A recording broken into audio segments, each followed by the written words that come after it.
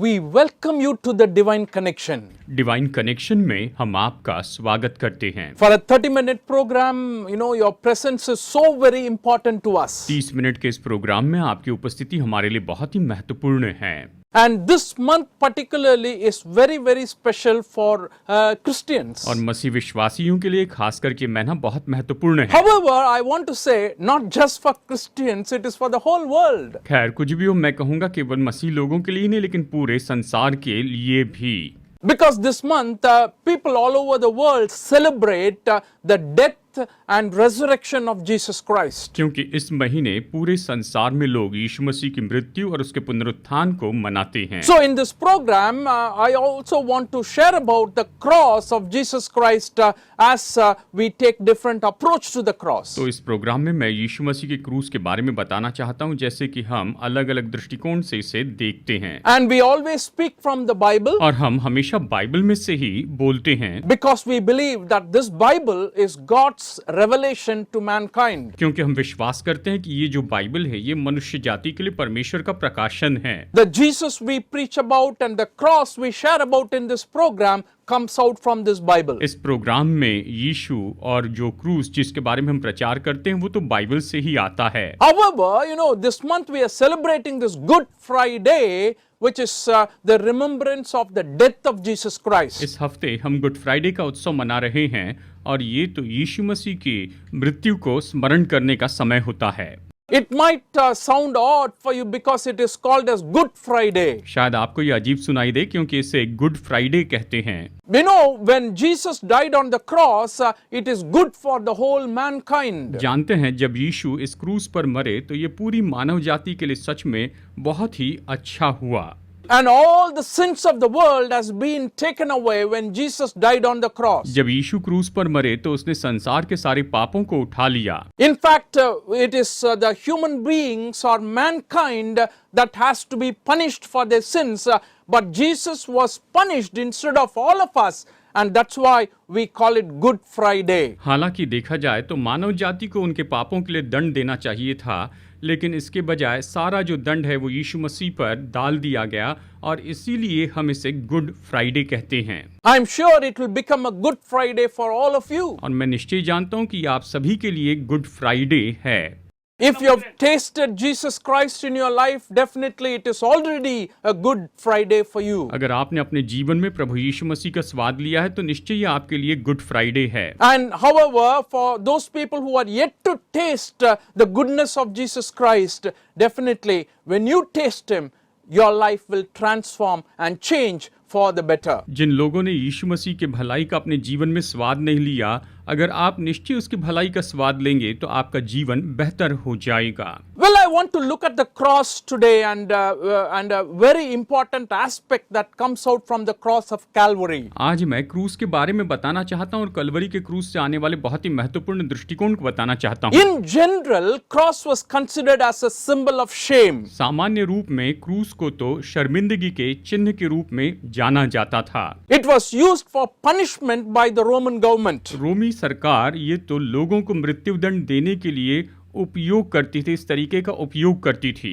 But it becomes very special to all of us today and for everyone who believes in the Lord Jesus Christ. When He died on the cross, cross gained significance. लेकिन जब प्रभु यीशु मसीह क्रूस पर मरे तो निश्चय जो क्रूस का जो चिन्ह है, इस चिन्ह ने बहुत ही महत्व को प्राप्त किया, इसने बड़ा महत्व पाया। I want to share about a quality that comes out from the cross in Jesus Christ. यीशु मसीह में क्रूस का जो महत्व है उसके बारे में मैं आपको बताना चाहता हूँ। That is the love of God. ये तो परमेश्वर का प्रेम है। Because it is so frequently used, very often we don't get the importance of it and the value of it in our lives. अक्सर हम इसे बार बार अपने जीवन में कहते हैं, इसलिए अपने जीवन में इसे महत्व नहीं देते, ना ही इसके अर्थ को समझते हैं। And because it is always spoken about, when you think of God, one of the key ideas or key truth that comes out is love. देखिए, जब भी हम परमेश्वर के बारे में बात करते हैं तो उसके लिए महत्वपूर्ण बात आती है प्रेम। Usually in the world it is used for physical attraction between a boy and a girl. साधारण रूप में संसार में शब्द का लड़के और लड़की के बीच में शारीरिक आकर्षण के लिए इसका उपयोग किया जाता है। Whenever we talk about love of God in this program, we mean that the love that existed between God and man, the love that God had for mankind. जब भी हम इस प्रोग्राम में प्रेम के बारे में कहते हैं तो ये निश्चय ही परमेश्वर और मनुष्य के बीच में जो प्रेम है उसके बारे में कह रहे हैं। It is without any expectation or without any reciprocation. ये तो बिना किसी अपेक्षा के है, ये तो बदले में किसी और बात की अपेक्षा नहीं करता। God does not love you because you will love him back. आप परमेश्वर से प्रेम करेंगे इसीलिए परमेश्वर आपसे प्रेम नहीं करता। He does not bless you because you will return that blessing to him. वो आपको इसलिए आशीष नहीं देते हैं कि आप उन आशीषों में से परमेश्वर को कुछ वापस देंगे। What I'm trying to say is this love is expressed by God without any return or without any expectations. मैं यही कह रहा हूं कि ये जो परमेश्वर का प्रेम है वो तो उसने हमसे बिना अपेक्षा के दिया है। That's why we say this love is pure and genuine. और इसलिए हम कहते हैं ये जो प्रेम है ये शुद्ध है और सच्चा है।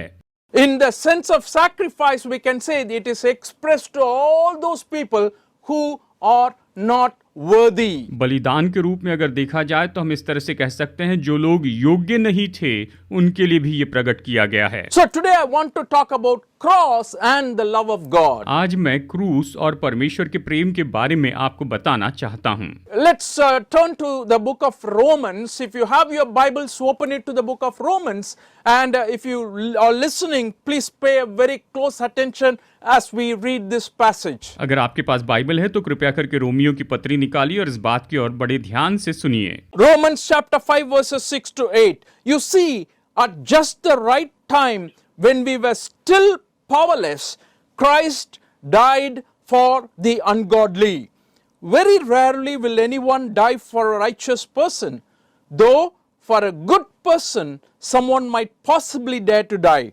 But God demonstrates his own love for us in this: while we were still sinners, Christ died for us. Romeo अध्याय 5 वचन 6 से 8। क्योंकि जब हम निर्बल ही थे तो मसीह ठीक समय पर भक्तिहीनों के लिए मरा। किसी धर्मी जन के लिए कोई मरे ये तो दुर्लभ है, परंतु हो सकता है कि किसी भले मनुष्य के लिए कोई मरने का भी साहस करे। परंतु परमेश्वर हम पर अपने प्रेम की भलाई इस रीति से प्रकट करता है कि जब हम पापी ही थे तभी मसीह हमारे लिए मरा। I like the very first sentence that is found in this small passage of scripture we read. हमने जो वचन पढ़ा है इस वचन भाग के पहला भाग मुझे बहुत ही पसंद है। In the 6th verse it says, you see, just at the right time when we were still powerless, Christ died for the ungodly. ये कहता है क्योंकि जब हम निर्बल ही थे तो मसीह ठीक समय पर भक्तिहीनों के लिए मरा। We understand from here that the love of Jesus Christ was revealed on the cross of Calvary just at the right time. यहाँ पर हम इस बात को समझते हैं कि कलवरी पर से प्रभु यीशु मसीह का प्रेम बिल्कुल सही समय पर प्रकट हुआ। He revealed his love at the exact time when the world is in need of it. जबकि संसार को इसकी जरूरत थी उसी समय सही समय पर उसने अपने प्रेम को प्रकट किया।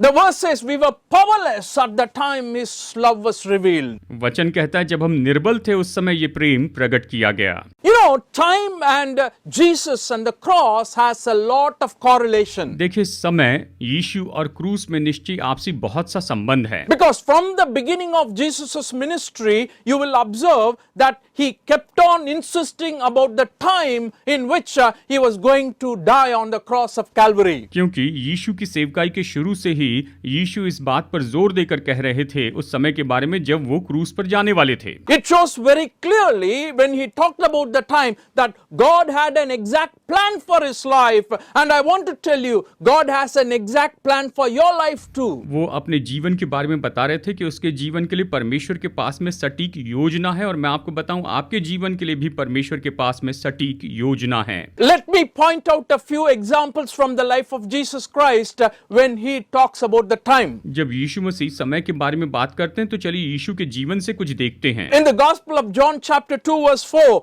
when Jesus did his first miracle at the wedding at Cana, we find Jesus telling his mother Mary in John chapter 2:4, "Woman, why do you involve me?" Jesus replied, my hour has not yet come. In other words, my time has not yet come. यहाँ पर हम देखते हैं यूहन्ना 2:4 में जब काना की शादी में अपना पहला चमत्कार किया था, यीशु ने अपनी माँ से कहा, हे महिला, मुझे तुझसे क्या काम, अभी मेरा समय नहीं आया। It is also interesting and important to point out that in the Gospel of John, not just in 2nd chapter, we read continuously that the time is emphasized in 7th chapter verse 6, when Jesus' brothers insulted him to go away and show his miraculous power and work in some place. Jesus told his brothers, therefore Jesus told them in the 6th verse, 7th chapter, my time is not yet here, for you any time will do.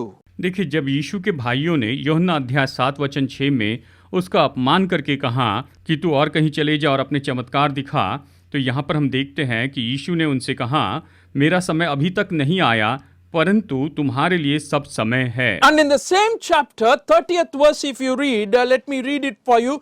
At this they tried to seize him, but no one laid a hand on him because his hour had not yet come. और इसी अध्याय वचन 30 में हम देखते हैं, इस पर उन्होंने उसे पकड़ना चाहा तो भी किसी ने उस पर हाथ न डाला, क्योंकि उसका समय अब तक न आया था। And as you continue in the Gospel of John, in the 17th chapter, 1st verse, that is the high priestly prayer Jesus made. He says, after Jesus said this, 1st verse, he looked toward heaven and prayed, Father, the hour has come, glorify your Son, that your Son may glorify you. और फिर महायाजक की प्रार्थना में यीशु ने यूहन्ना 17:1 में ये कहा, यीशु ने ये बातें कही और अपनी आंखें आकाश की ओर उठाकर कहा, हे पिता, वो घड़ी आ पहुंची है, अपने पुत्र की महिमा कर कि पुत्र भी तेरी महिमा करे।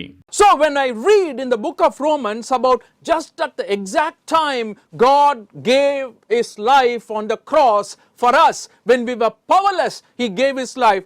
Definitely God is working according to a certain plan and time. तो जैसे कि हम रोमियो की पत्री में यहाँ पर पढ़ते हैं कि जब हम निर्बल ही थे तो ठीक समय पर यीशु भक्तिहीनों के लिए मरा, तो निश्चय परमेश्वर किसी योजना और समय के अनुसार काम कर रहा है। God orchestrated the whole salvation plan in a beautiful manner that only at the time when it was appointed for Jesus Christ to die, he was allowed to die. परमेश्वर ने उद्धार की योजना को बहुत ही सुंदर तरीके से बनाया कि जब यीशु मसीह के लिए मरने का समय आ गया, उसी समय उसे वहां पर मरने दिया।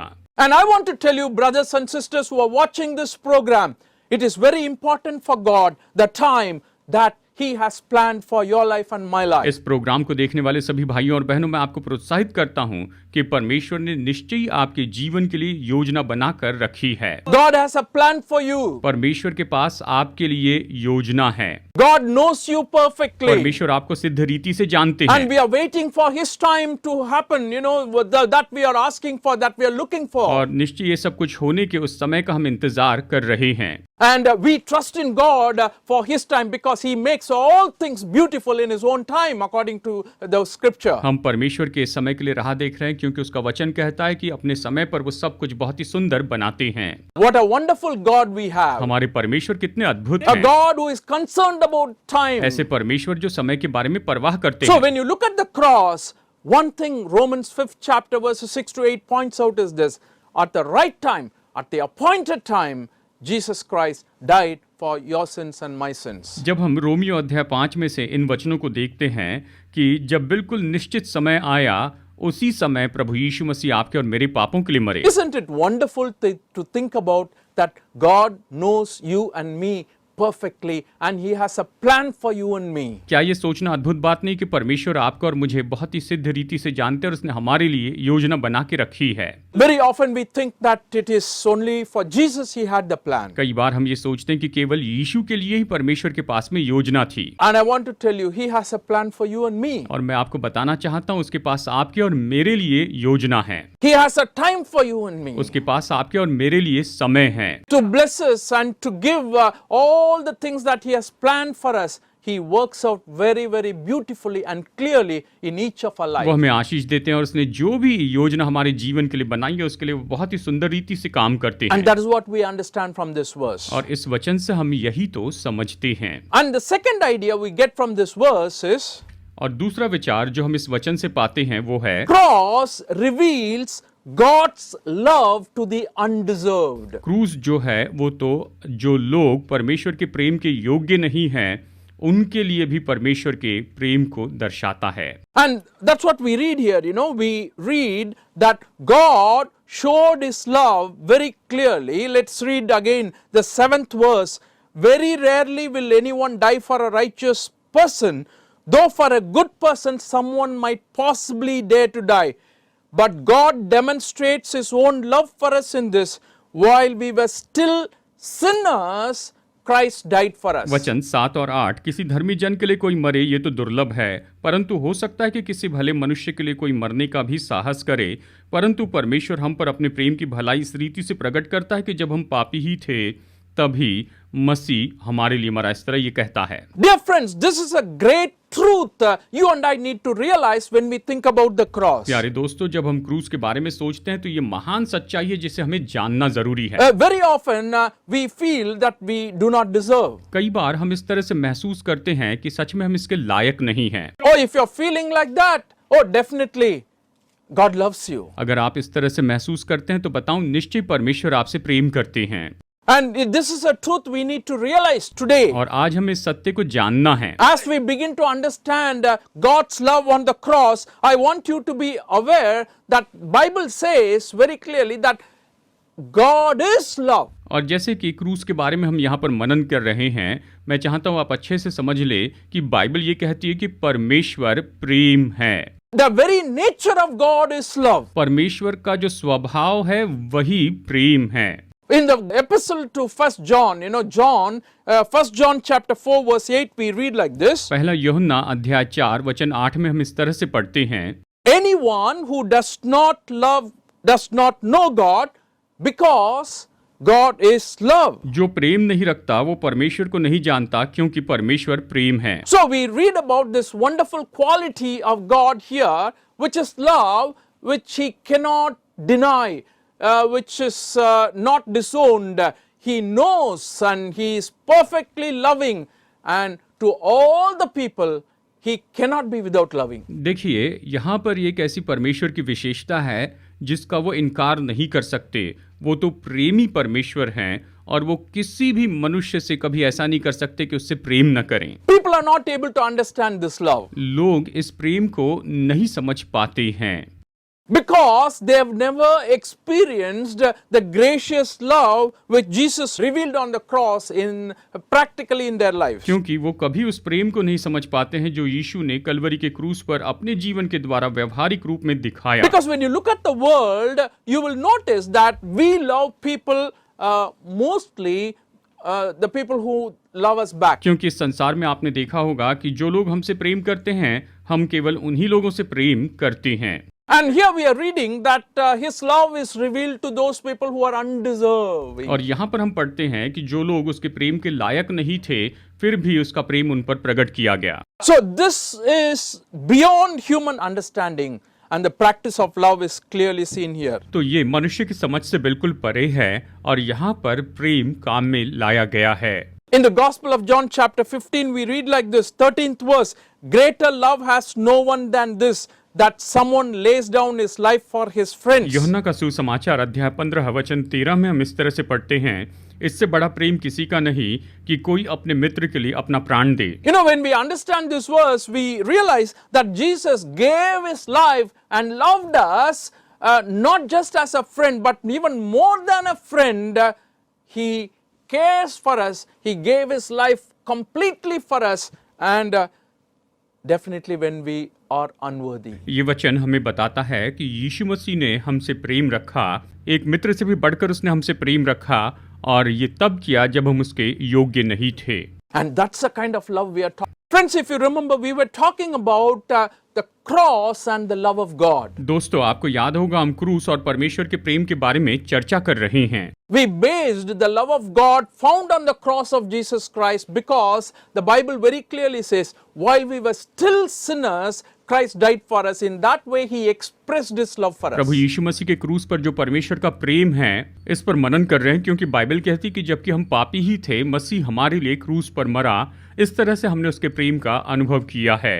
So we already said that God reveals his love on the cross just at the right time. और जैसे कि हमने पहले ही कहा है कि परमेश्वर ने क्रूस पर अपने प्रेम को प्रकट किया, बिल्कुल सही समय पर उसने उसे प्रकट किया। And secondly, we saw that God revealed his love on the cross to the undeserved. और दूसरी बात जो हमने देखी कि परमेश्वर ने क्रूस पर अपना प्रेम प्रकट किया जो योग्य नहीं थे उन पर। And we want to look at another very important aspect of love revealed on the cross. That is, cross reveals the love of God in action. परमेश्वर के प्रेम के एक और स्वभाव गुण के बारे में हम यहाँ पर देखेंगे कि क्रूस पर परमेश्वर ने अपने प्रेम को सक्रिय रूप में दिखाया। Very often when you think about love, people have this idea of feelings and emotions. कई बार जब आप प्रेम के बारे में सोचते हैं तो लोगों में महसूसीकरण और भावनाओं की बात होती है। They often think about in abstract terms than concrete terms. और वो तो इसके बारे में अजीब सा विचार करते हैं मजबूत विचार करने के बजाय। So when we think about the love you see on the cross of Calvary, it is not the love filled with feelings and emotions तो alone. यहाँ पर हम ये कह रहे हैं कि कलवरी के क्रूस पर हम जो प्रेम देखते हैं ये केवल भावनाओं से भरा हुआ प्रेम नहीं है। God's love for you made him to act on behalf of us. परमेश्वर ने आपसे जो प्रेम किया उसके कारण परमेश्वर ने हमारे लिए काम किया। What action he did? उसने कौन सा काम किया? He sent his son. उसने अपने पुत्र को भेज दिया। He sent his one and only son उसने अपने इकलौते पुत्र को भेजा because of his love for us. हमारे लिए उसके प्रेम के कारण। In the book of 1 John chapter 4 verses 9 to 10 we read like this. पहला यूहन्ना अध्याय 4 वचन 9 और 10 में हम पढ़ते हैं। You know, these verses very clearly talk about how God revealed his love to us. ये वचन स्पष्ट बताते हैं कि परमेश्वर ने अपना प्रेम हम पर कैसे प्रकट किया। This is how God showed his love among us. He sent his one and only son into the world that we might live through him. This is love. Not that we loved God, but that he loved us and sent his son as an atoning sacrifice for our sins. पहला यूहन्ना अध्याय 4 वचन 9 और 10। जो प्रेम परमेश्वर हमसे रखता है वो इससे प्रकट हुआ कि परमेश्वर ने अपने इकलौते पुत्र को जगत में भेजा कि हम उसके द्वारा जीवन पाए। प्रेम इसमें नहीं कि हमने परमेश्वर से प्रेम किया, पर इसमें है कि उसने हमसे प्रेम किया और हमारे पापों के प्रायश्चित के लिए अपना पुत्र भेजा। इस तरह से यहाँ पर ये वचन बताते हैं। So from this verse we understand, his love is revealed when he sent his son into this world for us. तो हम इससे इस बात को समझते हैं कि जब उसने अपने पुत्र को इस संसार में हमारे लिए भेजा तब उसका प्रेम प्रकट हुआ। John 3:16, for God so loved the world that he gave his only son, one and only son, and whoever believes in him shall not perish but have eternal life. यूहन्ना 3:16, क्योंकि परमेश्वर ने जगत से ऐसा प्रेम रखा कि अपना इकलौता पुत्र दे दिया ताकि जो कोई इस पर विश्वास करे वो नाश न हो परंतु अनंत जीवन पाए। इस तरह से हम देखते हैं। And what are we supposed to do? और हमें क्या करना चाहिए? His love was revealed in action. उसका प्रेम तो सक्रिय रूप में प्रकट हुआ। And God expects you and me to also act in love. और परमेश्वर आपसे और मुझसे ये अपेक्षा करते हैं कि हम प्रेम में काम करें। Love is a very compelling thing according to the Bible. देखिए बाइबल के अनुसार प्रेम जो है ये तो सच में बहुत ही विवश करने वाला ऐसा प्रेम होता है। Because after experiencing this love, you cannot quietly sit down and do nothing. क्योंकि ऐसा नहीं हो सकता कि आप इस प्रेम का अनुभव करें और चुपचाप बैठे और कुछ भी न करें। According to the words of Paul, I want to conclude with this in 2 Corinthians 5:14 and 15. I really like these words. It says, for Christ's love compels us. For Christ's love compels us, because we are convinced that one died for all, and therefore all died. And he died for all, that those who live should no longer live for themselves, but for him who died for them and was raised again. यहाँ पर प्रेरित पौलुस जिस तरह से कहता है ये बात तो सच में मुझे बहुत ही पसंद है। आइए देखते हैं। दूसरा कुरिन्थियों अध्याय 5 वचन 14 और 15 ये कहता है, क्योंकि मसीह का प्रेम हमें विवश कर देता है, इसलिए कि हम समझते हैं कि जब एक सबके लिए मरा तो सब मर गए, और वो इस निमित्त सबके लिए मरा कि जो जीवित हैं वे आगे को अपने लिए न जिएं, परंतु उनके लिए जो उनके लिए मरा और फिर जी उठा। Friends, this is the love you and I need to experience when you think about the cross. जब आप क्रूस के बारे में सोचते हैं तो इसी प्रेम का हमें अनुभव करना चाहिए। This love will never make you to be without any action. ये प्रेम आपको कभी भी बिना क्रिया के रखने वाला नहीं है। It will compel you. यह आपको विवश करेगा, It will move you to help others, यह आपको कायल करेगा कि दूसरों की मदद करें, to care for others. आप दूसरों की परवाह करते चले जाएं। That's what Jesus has done to us. यीशु ने हमारे लिए यही किया, We need to do that to others. हमें भी दूसरों के साथ यही करना है, And He is calling you to do that. और वो आपको ऐसा करने के लिए बुलाते हैं। And you are His agent to give His love to others. और आप उसके एजेंट हैं कि आप उस परमेश्वर के प्रेम को दूसरों को देते चले जाएं, दूसरों को बांटते चले जाएं। God bless you today. आज परमेश्वर आपको बहुतायत से आशीष दे।